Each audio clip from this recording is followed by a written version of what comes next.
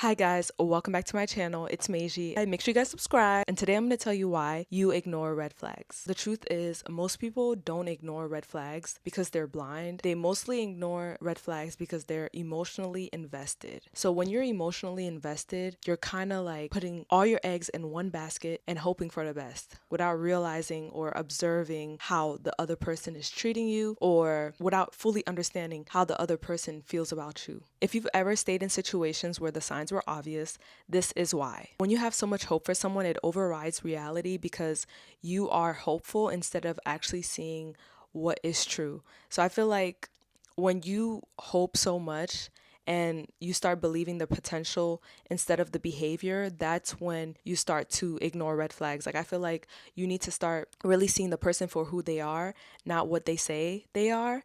Because a lot of people can talk and say, hey, this is me, this is what I can do for you, this is what I want to do for you. But it's like, if you don't show that or back that up with actions, I can't really believe you. And there's really no point of me hoping if you are not showing me. So I feel like the first thing is just hope overrides reality. That's why a lot of people ignore red flags, because your hope is all the way here and the reality of them actually showing what you're hoping for is like right here. Take a deep breath.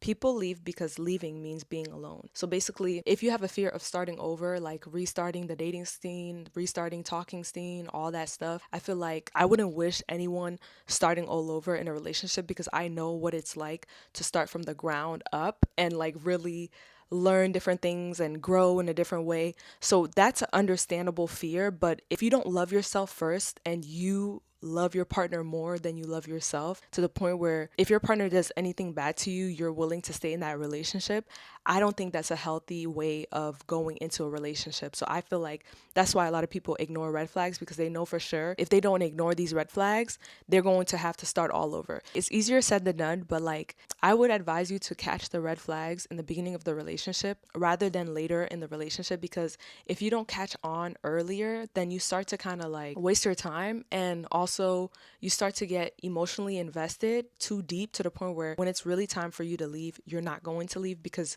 you are scared of starting over, if that makes sense. Like, when it's time to leave, you're not going to leave because you're scared of starting over. It's better if you're already alone and then you're talking to the person and then you see the red flags and you're like, you know what? I don't really like the way you're moving, so I can really start over. It won't be as hard to start over. The third reason is attachment patterns. If you grew up chasing love, you're going to chase it in your adulthood, meaning if you're a young person, you've been in relationships in and out, in and out, in and out.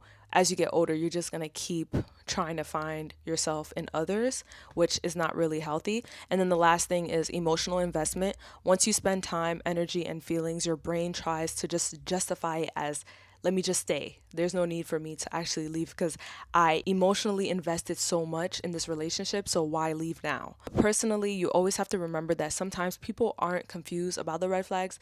They're just hoping that the person will fix them and or change. And if you're hopeful, you're too hopeful, that's really bad. You have to really snap back to reality and understand. You always have to think about, does this person actually do what they say? Never go in a relationship thinking you can change someone, because each time you go in a relationship thinking you can change someone, that's when things go wrong. So just accept the person for who they are. If a person wants to change for himself, let him change for himself, but never think that, okay, I'm going in this relationship hoping that, I can change this person. You should let the person change by themselves. You shouldn't never go in a relationship thinking, okay, you know what?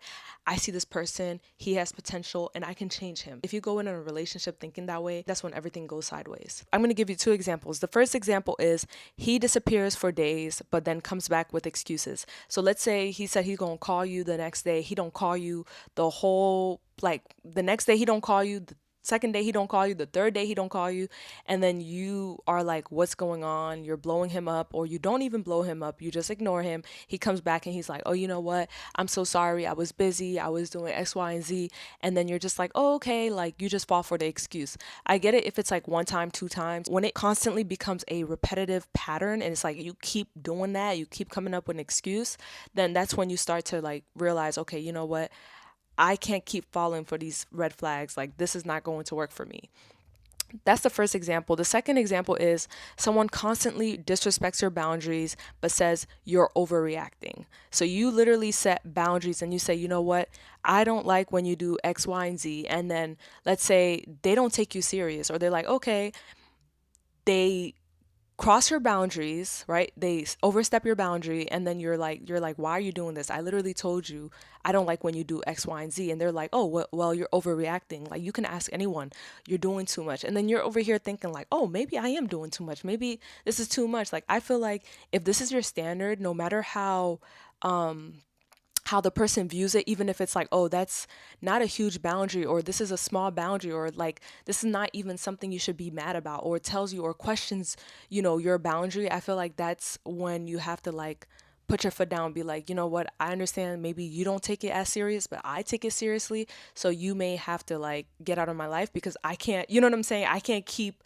letting you overstep my boundary over and over. You know what I'm saying? So I feel like if you say you don't like something and the person keeps saying you're overreacting, or, what are you talking about? That's when you start like, you know what I'm saying? That's when you want to start thinking like, do I really want to spend the rest of my life with this person that does not take my feelings that takes my feelings for granted, like they don't care about my feelings? You got to think about those things. Now, I'm going to give you guys some solutions. The first solution is stop listening to words and watch patterns. I think I said this when I was explaining some stuff, but never fall in love with someone's potential. Actually, fall in love with what the person is doing.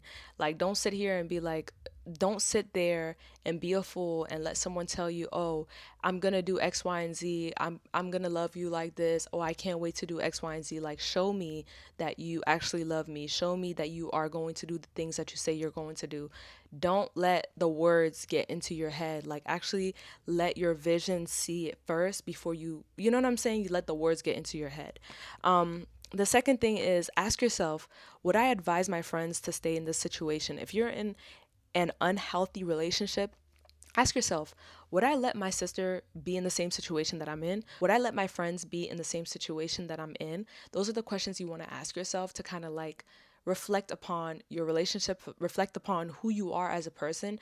I think those questions actually makes you think about these things, because it's like sometimes you're going through stuff, you're not even realizing the things that you're going through until someone asks you these deep questions like, would you let me experience your life or experience the love that this person is showing you? If it's a no, you already know your answer. The third solution is believe behavior the first time. Believe the person the first time you see them. If they show you something and you don't like it, don't even think that you can change a person. I already told you guys, I always say it, don't think that you can change someone. Go in a relationship accepting the person fully as is. You know what I'm saying? Now, if they want to make that changement, let them make that changement. You know what I'm saying? If you want to say, hey, I don't like the way you do X, Y, and Z, and the person's like, oh, well, if you don't like the way, you know what I'm saying? I do X, Y, and Z, I'm going to change for us. You know what I'm saying? So never go in thinking you can change someone. Always believe them the first time. Stop trying to understand people who already show you who they are. If someone is showing you who they are the first time, believe them. Please believe them. Don't sit here and give them ifs, buts, and hope. A person that is humble, I feel as though, and even that, like, you have to see the person actively showing you efforts that they're going to change. They can't just sit there and be like, yeah, I'm willing to change. Oh, nope. I need to see it. I need to see it. How are you going to change? Personally, when we first started our relationship and I didn't like certain things that he did, what he would do is go on his notes and write down what I don't like. He set an alarm to remind himself every single day, don't do X, Y, and Z. And you may think it's crazy, but that was the way he was actually, like, that's how he programmed things. Like, I think reminders helped him understand, like, hey, don't do this, or remember not to do this. So then I don't have to keep repeating myself, because there was a time where I was like, babe, like, why do we keep having these conversations? And he was like, yeah, you're right. Why do we keep having these conversations? I need to change. And I'm like, babe, you need to make a different, yeah, like, you have to have a different approach. I have to see, you know what I'm saying, that you are making an effort to change what I don't like. So how am I going to help you without me repeating myself over and over?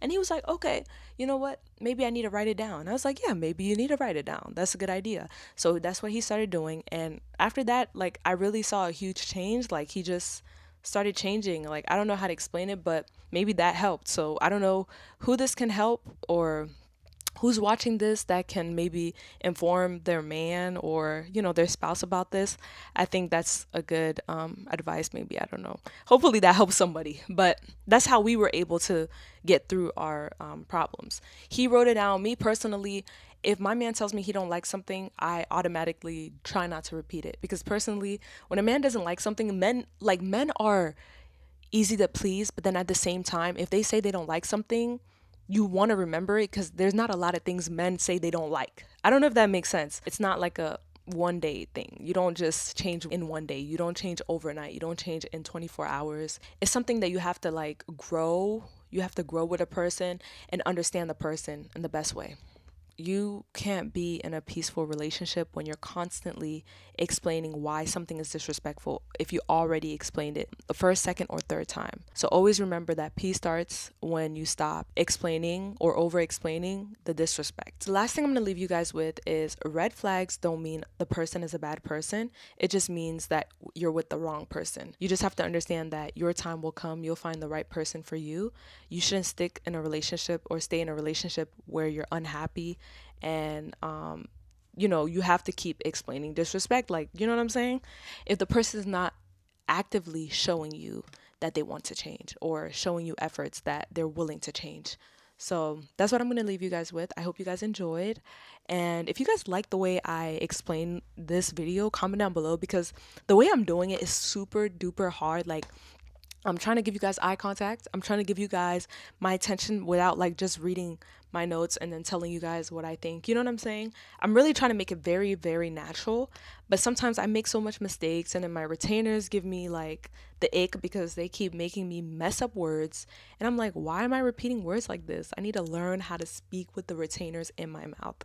So I hope you guys enjoyed, and I'll see you guys in the next. Bye. Make sure you guys subscribe. Make sure you guys like.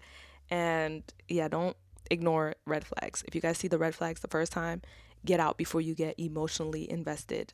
Bye.